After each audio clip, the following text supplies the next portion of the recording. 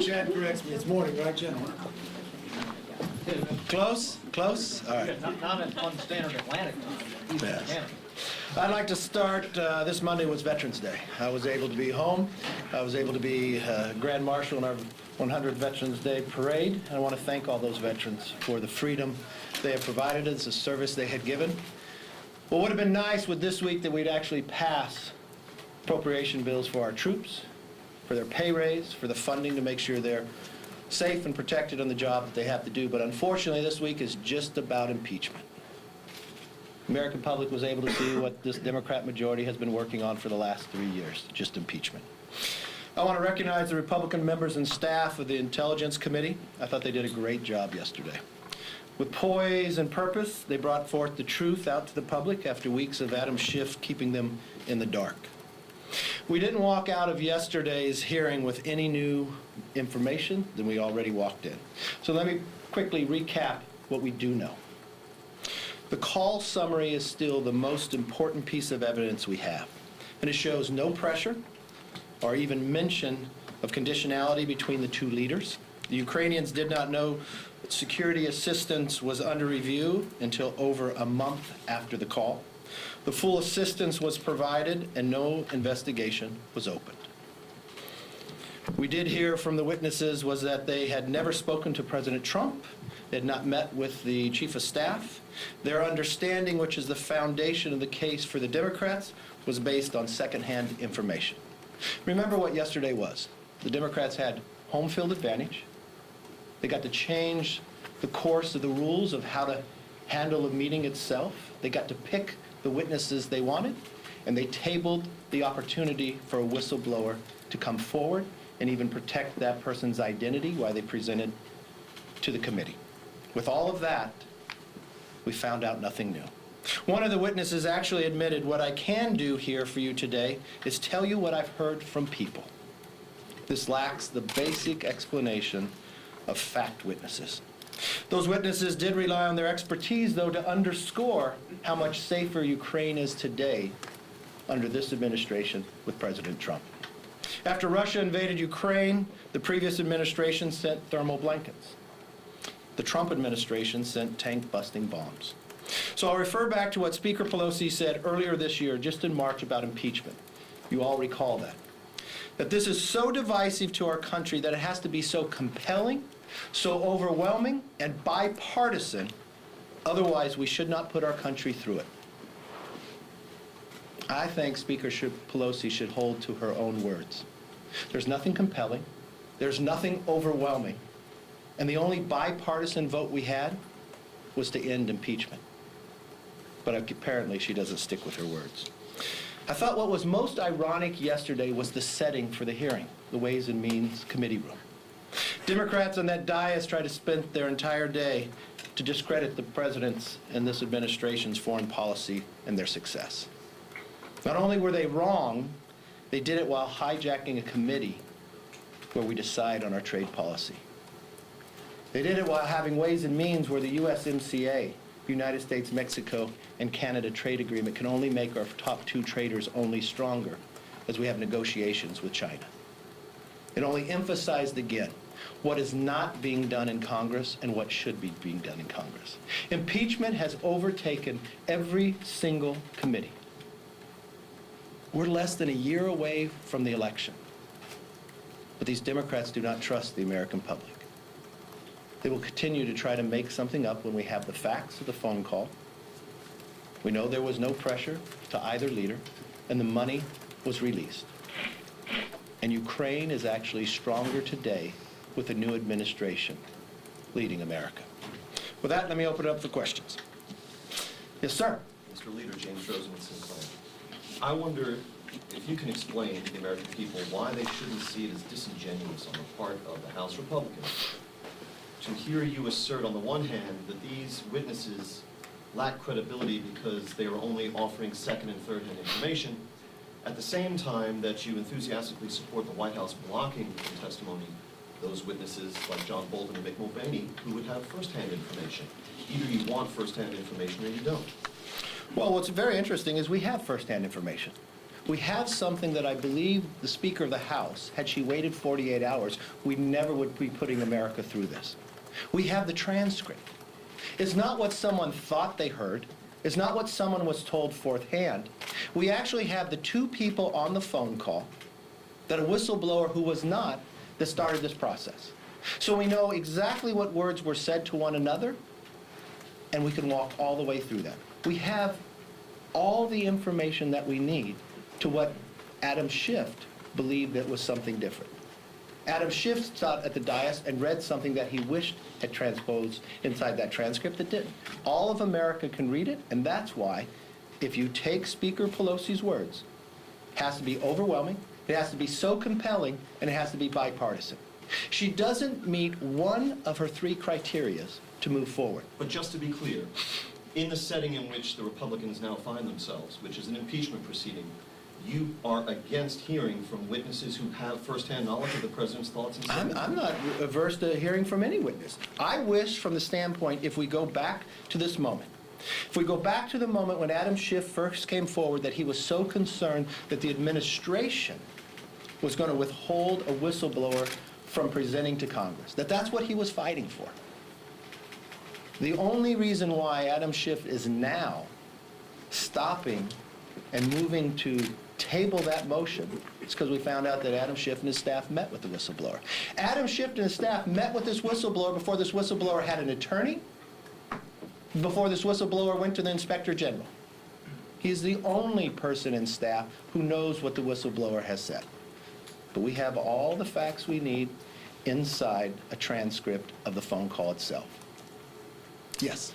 You just asserted, and several of the Republicans did this yesterday at the hearing, that Adam Schiff either personally met with the whistleblower or knows the identity of the whistleblower, which he continues to deny. Can you just say it plainly? Do you think he's lying? Yes. You say that this should be And I don't think focused- it's the first time he's lied to us either.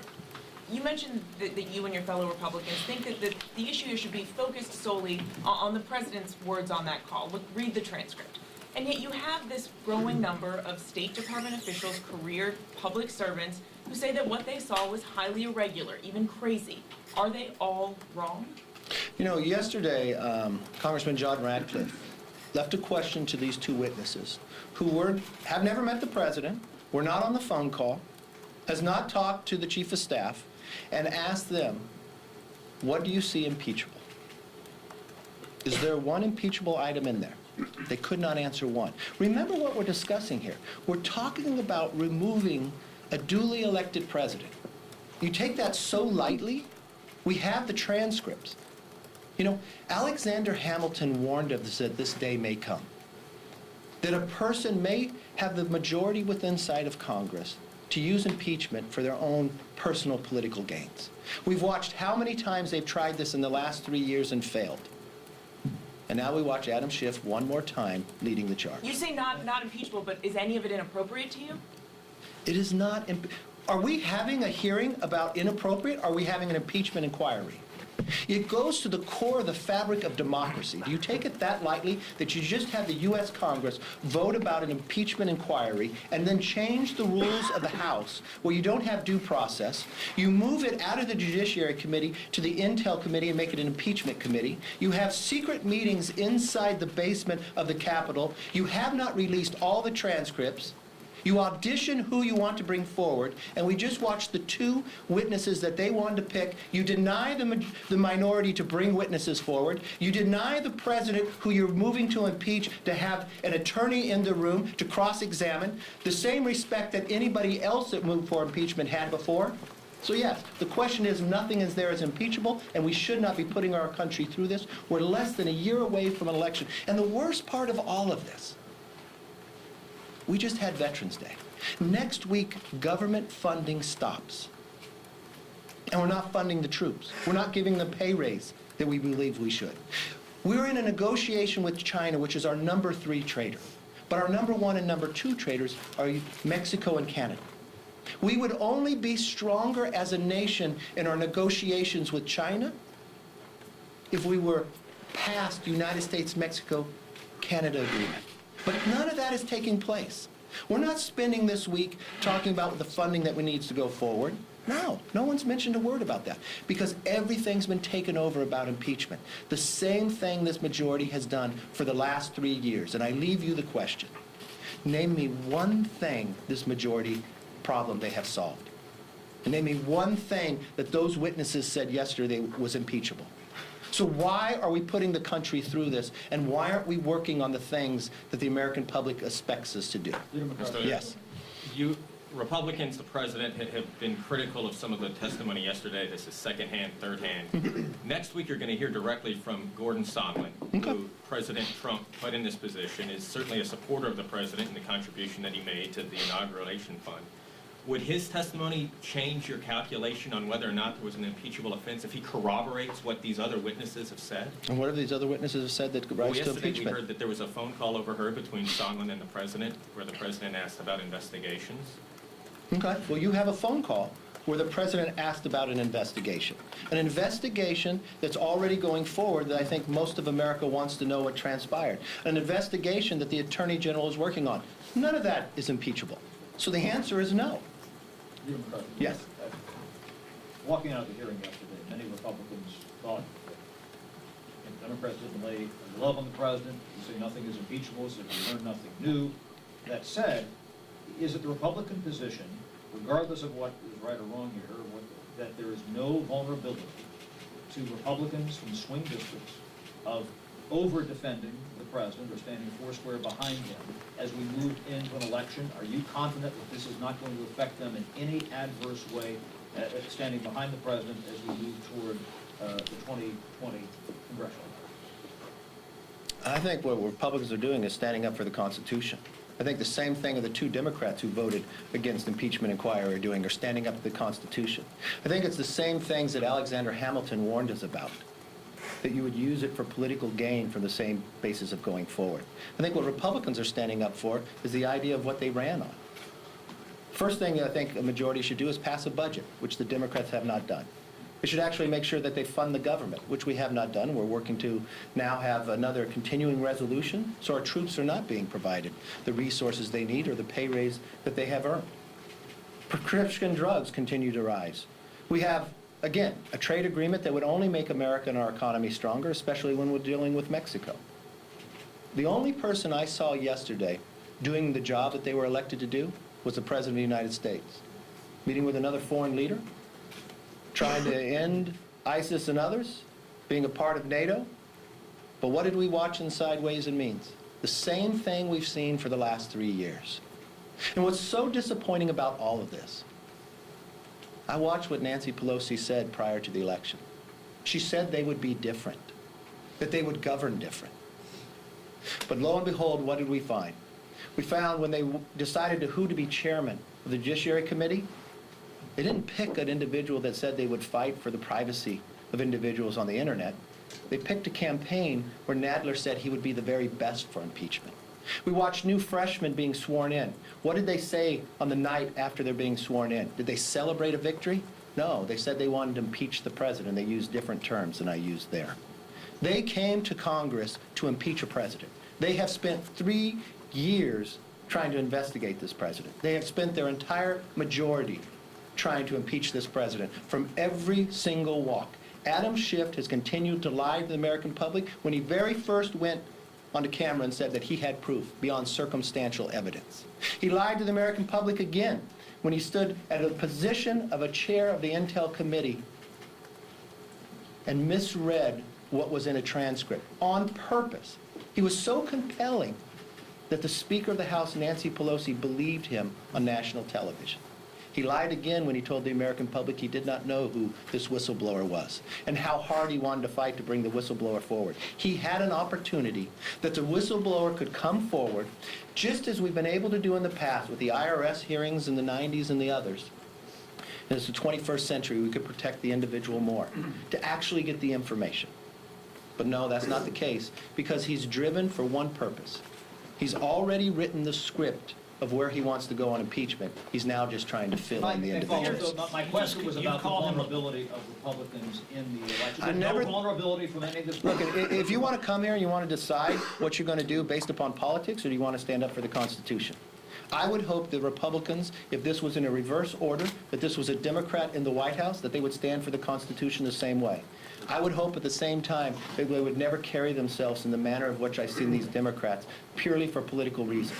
That these Democrats have voted 3 times for impeachment. If you ask the Democrats, and you can pick and choose who's the leader of the Democrats, but I think there's a young freshman woman that pretty leads most of the Democrats. What did she say on TV last night? If we don't impeach this president, and I'm paraphrasing, we would not be successful in the next election. The same way Al Green, a congressman and a Democrat on the other side, when he offered the impeachment motion, what did he say? If we don't impeach this president, he's going to win re-election. So the real question that you're asking me should go to the Democrats. Are they doing this for political purposes? Or are they standing for the Constitution? So I only think only 2 of them are.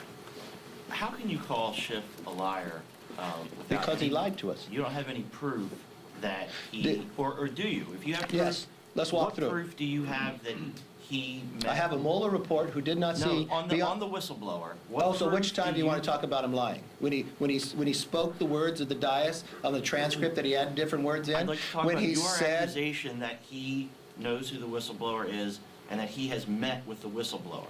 his staff met with the whistleblower. One He can staffer, he can yes, claim sir. he did not, but met with the whistleblower before the whistleblower had an attorney and before the whistleblower went to the Inspector General. When the whistleblower went to the Inspector General, you know what the whistleblower did not say? That he met with the staff. I think the only But you've people in said over here... and over that he met with, Adam Schiff met with the Yeah, for the same reason when Adam Schiff told us that he had proof beyond circumstantial evidence, and we took America through a nightmare. We spent millions of dollars. We took the very best individuals we had in law enforcement. We went to 13 countries. And you know what? We found out he lied. So then I watched Adam Schiff as a chairman of a committee that is of a committee that gets to see items that other members do not. Get to see the top secrets of things happening. Read to the American public when all eyes were watching on a transcript. And he lied about what was in it then. So when he looks at me and I watched him on television that time say, oh, he wished he knew who the whistleblower was. Why didn't he say, oh, my staff met with him? I think that would have been appropriate at the time, would it not? So why would he ever question us about not believing him? Shame me once, shame on me. Or shame me once, shame on you. Shame me twice, shame on me. Because that's exactly what he has done. He has lied to the American public 3 different times. And you still put him in charge? If the whistleblower's staff, if the whistleblower has met with his staff and him, they are fact witnesses. But we now put them in charge. And what did they do? They wrote the rules that not only are they a prosecutor, which nowhere in our judicial system would allow a fact witness to be a prosecutor, but he is the judge. He was questioned by Elise Stefanik, was he going to interrupt and direct the witnesses that he got to pick, not the Republican witnesses that he denied, not to answer the Republicans' questions, like he did down in the basement when the public could not see. Well, what did we find? In less than 20 minutes, he exactly did that same thing. So now he thinks he is the judge and also the jury. Nowhere in America would we put someone like that in charge. Nowhere would I believe in the Republican conference would we allow someone who has continued to lie to the American public in charge of the Intel Committee. Nowhere in America would we take it out of the judicial system into the Intel Committee and make it the Impeachment Committee and then change the rules. That members of their own committee cannot ask questions until Adam Schiff gets his 45 minutes. And then Adam Schiff can decide whether he needs another 45. He was asked at the start, would he decide after the first 45 that the members of the committee could actually have their 5 minutes? No, he didn't say. He said, we'll wait and see. So yes, I think Adam Schiff has lied numerous times. I do not think Adam Schiff is fit to be in this position of running the Intel Committee, and that's only a decision by one person who could put them in there. And yes, I do believe Adam Schiff has spent his entire time in Congress since the president's been in trying to impeach him. And I think he's already written a script. He auditioned the individuals in the basement, and he's picking and choosing who to come forward. Why don't we take him at his own word? Would he have lied when he came to us in America and said he's so concerned that the administration is withholding the whistleblower, that he's going to fight for this whistleblower to come forward, that they wanted to move legislation on the floor? Did he lie to us then, now that he doesn't want to bring the whistleblower forward? Would that be a lie? I think that's a question for Adam Schiff. Thank you all very much. The answer is no, he has not. Should have lied about that.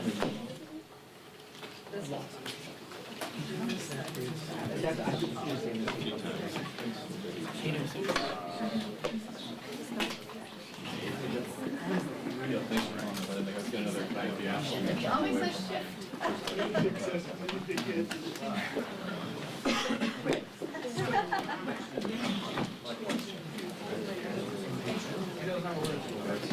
Or that tomorrow.